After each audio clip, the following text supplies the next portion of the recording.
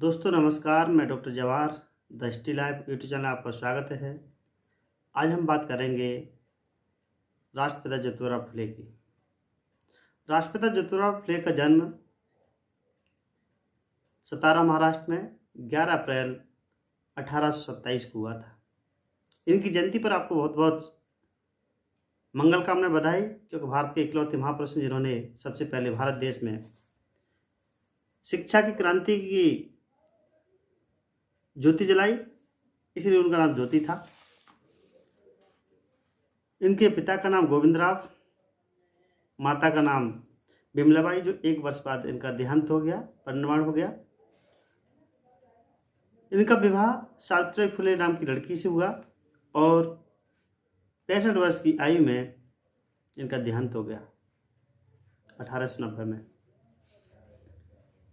इनका जन्म कुशवा माली समाज में हुआ, लेकिन माँ के देहांत के बाद इनका पालन पोषण सगुनाबाई ने दाई ने किया। जब हम इनकी बात करते हैं तो इनकी उपाधियां दी जाती हैं।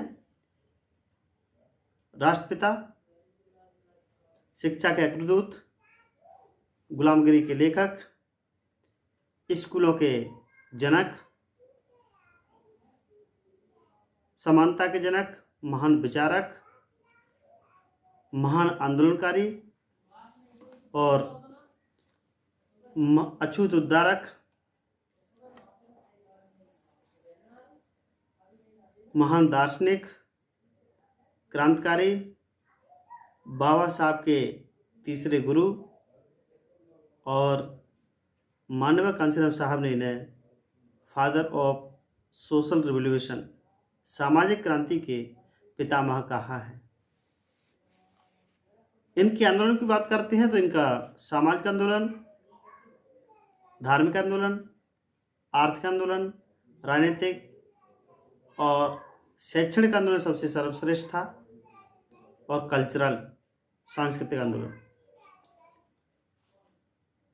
इनकी मुख्य कार्य की बात करते हैं, भारतीय समाज में फैली कुरीतियों को दूर करना है। इन्होंने बीड़ा उठाया कि कैसे भी भारतीय समाज में जो कुरीतियां, ऊंच नीच, आडंबर, पाखंडवाद है, उसका मैं खात्मा करके रहूंगा। अछूत उद्धार के लिए उन्होंने सत्य शोधक समाज 1872 में स्थापना की। सत्य का शोध करना है और सत्य के शोध के आधार पर ये पता करना है कि सच में अछूतों का उद्धार कैसे होगा।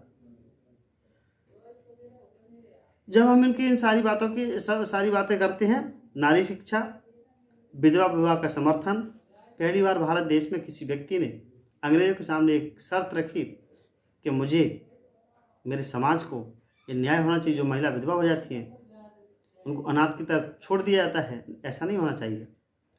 विधवा विवाह का कानून पास करवाने में पहले भारतीय थे। किसानों का हित, मजदूरों के हित, पुनर्विवाह का समर्थन, बाल विवाह का विरोध, सामंतवाद प्रथा की आलोचना, वर्ण संस्था, जाति संस्था का विरोध। इस आंदोलन का काम शूद्रों को आत्मसम्मान दिलाना था।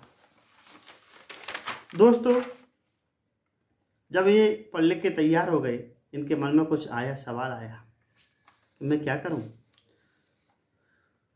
तो इनका एक फेमस कोटेशन है, विद्यावन मति गई, मतिवन नीति गई, नीतिविन गति गई, गतिविन संपत्ति गई, और संपत्ति बिना शूद्रतास निर्बल कमजोर हुआ। जिस व्यक्ति के पास पैसा नहीं होता, उसके घर में भुखमरी, बेरोजगारी होती है, गरीबी होती है, वो व्यक्ति कहीं का नहीं रहता। दोस्तों, ये कोटेशन जो है हम सभी को झकझोर देने वाला है। हमारे साथ में अन्याय अत्याचार जो हुआ है वो गरीबी के कारण हुआ है, जाति के कारण हुआ है। इसलिए जातिवादी संस्था और धर्म वर्ण संस्था का विरोध करते हैं। इस समय समाज में फैली कुरीतियों को दूर करने के लिए समाज परिवर्तन का काम इन्होंने शुरू किया। और समाज परिवर्तन की बात करते हैं तो इनके पैरेलल एक और संगठन चल रहा था, आठवीं सभा कहते हैं उसको। तो 2 आंदोलन इनके सामने थे, शूद्र आंदोलन और गैर शूद्र, सवर्ण और अवर्ण। शूद्र आंदोलन को आगे ले जाने वाले ज्योतिबा फुले, उनके साथी कुछ अपर कास्ट के आते थे, वो भी अछूत उद्धार के लिए काम कर रहे थे। खासकर लोकमान्य तिलक, महागोविंद रानडे, दयानंद सरस्वती और आगरकर, ये 4 व्यक्ति मिलकर के काम कर रहे थे और कहा कि हम ज्योतिबा आपके साथ में काम मिलकर के करते हैं, हम सचमुच में अछूत उद्धार चाहते हैं। कुछ समय तक काम किया लेकिन बात नहीं बनी।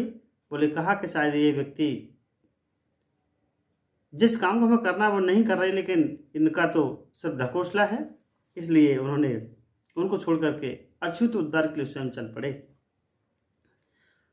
तो उन्होंने उनकी कई कहानियां हमें देखने को मिलती हैं। सावित्रीबाई फुले के बात करते हैं, शादी हुई, शादी के बाद उन्होंने के मन में आया कि मैं स्कूल खोलूं, तो स्कूल खोलने के लिए उनके पास जगह नहीं थी। उस्मान शेख और एक महिला थी जिसका नाम था फातिमा शेख, इन दोनों ने स्कूल खोलने के लिए जगह दी और जगह देने के बाद अब स्कूल में पढ़ाने की टीचर की बारी आई तो पढ़ाएगा कौन। तो ज्योतिबा फुले ने अपनी वाइफ को, अपनी पत्नी को, अपने जीवन संगिनी को तैयार किया और स्कूल में पढ़ाने के लिए गई। तो समाज के लोग उस समय एक महिला को और पढ़ाने वाली टीचर को घृणा की दृष्टि से देख रहे थे। समाज के लोग उस समय उन पर गोबर कीचड़ माटी फेंक रहे थे।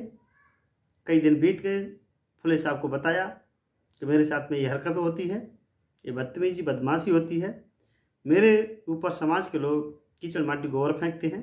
तब फुले साहब ने उनको समझाया, सावित्री तू परेशान मत हो, चिंता न कर, आज तेरे ऊपर ये लोग गोबर माटी कीचड़ फेंक रहे हैं, कल तेरे ऊपर फूल बरसाएंगे। तो मैं आज देख रहा हूँ संपूर्ण देश में उनकी मूर्ति वो लोग फूल चढ़ा रहे हैं, उनका व्रत रख रहे हैं, उन पर माला चढ़ा रहे हैं, तमाम प्रकार का पैसा खर्च कर रहे हैं। ये जीवन संघर्ष था फुले साहब को, फुले दंपत्ति का। घर से बाहर निकालना, उनके पिता गोविंदराव को गैर शूद्रों ने भड़का दिया। भड़काने के बाद फिर उनको पिता ने कहा कि आपको 2 शर्त है, दोनों में से एक शर्त स्वीकार करनी है, या तो घर छोड़ना है या काम छोड़ना है। तो उन्होंने कहा पिताजी मैं घर छोड़ देता हूँ, लेकिन एक काम को नहीं रुकने दूंगा, मैं इस काम को जन जन तक पहुंचा के रहूंगा। तीसरी बात, उनके स्कूल को बंद करवाने की काफ़ी कोशिश की, लेकिन बंद नहीं हुए स्कूल, तो 2-4 और बढ़ गए। 1848 पहली बार कन्याओं के लिए स्कूल खोला, लड़कियों के लिए स्कूल खोला, बालिका पाठशाला पहली थी। उसके बाद मृत्यु की घटना की हम बात करते हैं तो 2 लोग उनकी मृत्यु करने के लिए आते हैं और मृत्यु के समय वो जग जाते हैं। बोलते भाई कैसे है, बोले हम तुम्हें मारने के लिए आए। पुलिस साहब समझ गए कि ये व्यक्ति सच में मेरी हत्या करने के लिए आया है, तो जिंदा नहीं छोड़े, लेकिन मैं कुछ बात करना चाहता हूँ आपसे। उन्होंने कहा बोलो कि भाई आप मुझे मारने के लिए आए हैं, अच्छी बात है, लेकिन तुम्हें जिस व्यक्ति ने भेजा है उस व्यक्ति ने पैसा भी दिया। कहाँ पैसा भी दिया है, उस पैसे को आप अपने बच्चों की पढ़ाई पर खर्च करना। जिस पढ़ाई को हम आगे ले रहे हैं उनकी समझ में हम जो हमारे बच्चों को पढ़ा रहे हैं, पढ़ाने की हमारी पीढ़ी के बारे में सोच रहे हैं। हाँ, और उन्होंने हत्या डाल दी और आजीवन उनके अंगरक्षक बन के रहे। 1848 में पुणे में उन्होंने पहला स्कूल खोला। तमाम प्रकार के 1854 में स्कूल खोले और उनका एक उद्देश्य था कि हमें शुद्ध समाज के ऊपर हो रहे अन्याय अत्याचार को खत्म करना है, वो शिक्षा से कर सकते हैं। 24 सितंबर 1872 को सत्यशोधक समाज की स्थापना की और सत्यशोधक समाज की स्थापना करने के बाद फिर उन्होंने समाज में जो सत्य की परख करके उसको बताया कि समाज में आडंबर, अंधविश्वास, जातिवाद, ऊंच नीच, छुआछूत जो फैला हुआ है उसको खत्म करके रहना है। जब उच्च जाति की विधवा महिलाओं के लिए उन्होंने अपने घर के पास में एक विधवा या प्रसूति गृह बनवाया। इसमें सभी समाज की महिलाएं आती थी और जो विधवा हो जाती, इस तरीके से उन्होंने अपने दरवाजे के आगे एक तख्ती लगा दी कि सभी जाति धर्म की महिलाओं के लिए खुला हुआ है। पहली बार किसी ने कोशिश की और कोशिश करने के बाद कोशिश कामयाब हुई।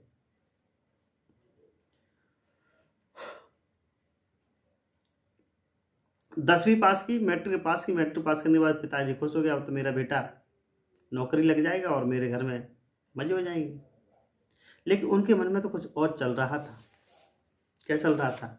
आग लगी थी कि मुझे कैसे भी करके शूद्र को उद्धार करना है।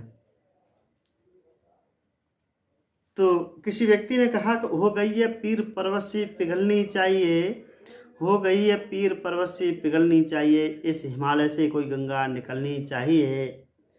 सिर्फ हंगामा खड़ा करना मेरा मकसद नहीं, सिर्फ हंगामा खड़ा करना मेरा मकसद नहीं, मेरी कोशिश है यह सूरत बदलनी चाहिए, ये मेरी कोशिश है सूरत बदलनी चाहिए। मेरे सीने में ना सही, मेरे सीने में ना सही कहीं भी आग, लेकिन आग हो तो आग जलना चाहिए। ये किसी शायर ने कहा है। उनके सीने में तो आग लगी अछूत उद्धार की। अब उनके सामने शर्त रख दी, आपको क्या करना है, घर छोड़ना है या एक काम करना है। तो उन्होंने कहा कि सुनो पापा, पिताजी, मैं आपको बताता हूँ मुझे क्या करना है। मुझे शूद्रों की सेवा करना है, ये मैंने स्वीकार कर लिया है। मुझे स्त्रियों की शिक्षा दिलवाने मैंने स्वीकार कर लिया है। मुझे विधवाओं की सेवा करना है, सामाजिक समानता का सेवा करना है, स्त्री के अधिकार दिलवाना है, अस्पृश्यता का अंत करना है, बाल विवाह को समाप्त करना है, जाति प्रथा का अंत करना है, कर्मकांडों का अंत करना है। इस तरीके से तमाम प्रकार की शर्तें उन्होंने पिता के सामने रख दी और अपना गृह त्याग करके दोनों पति समाज में चल दिए। आज हम उनको याद कर रहे हैं। 195 साल हो गई उनकी जन्म जयंती को, 200 साल होने वाली, हम उनको याद कर रहे हैं। कई प्रकार की बुक्स लिखी उन्होंने। गुलामगिरी, जो अफ्रीका में एक काले लोग गोरे लोग जो थे, उनका किस तरीके से गुलामों को बदमाशी वाली ज़िंदगी जीना पड़ रहा था उनके ऊपर। लेकिन भारत की गुलामी की वो बात करते हैं, सामंतवादी प्रथा का विरोध करते हैं। भारत वहाँ के गुलामों से नफरत नहीं करते, लेकिन भारत में तो जो व्यक्ति उनके दास हैं, गुलाम थे, उनसे नफरत करते, छुआछूत करते हैं। काफ़ी कुछ उसमें दिया है गुलामगिरी में। किसान का कोड़ा, किसान में किस तरीके से लोग कोड़ा मारते हैं सामंतवादी लोग, वो उन्होंने। तृतीय रत्न, छत्रपति शिवाजी, राजा भोसला का पखाड़ा और अछूतों की कैफियत, इस तरीके से कई प्रकार के उन्होंने ये बुक्स लिखी हैं।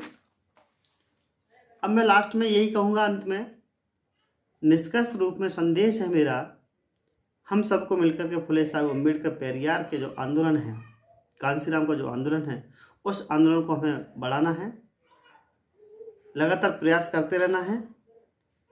अगर हम ऐसा करते हैं जरूर हम अपने उसमें कामयाब हो जाएंगे। कर बहिया वाला अपनी छोड़ बिरानी आस, जाके आंगन नदिया बहते हो तू क्यों मरत प्यास। आपके पास तो सब कुछ है, सब कुछ हमारे पास है, तो हम दद्दर की ठोकर क्यों खा रहे, बस हमें समझने की जरूरत है। दोस्तों, फुले साहब का अगर ये जीवन संघर्ष आपको अच्छा लगता है तो इस वीडियो को शेयर करें, लाइक करें, कमेंट करें और चैनल को सब्सक्राइब करें। चैनल को सब्सक्राइब करें, बेल आइकन जरूर प्रेस करें जिससे आपको नया नोटिफिकेशन मिल जाए। धन्यवाद।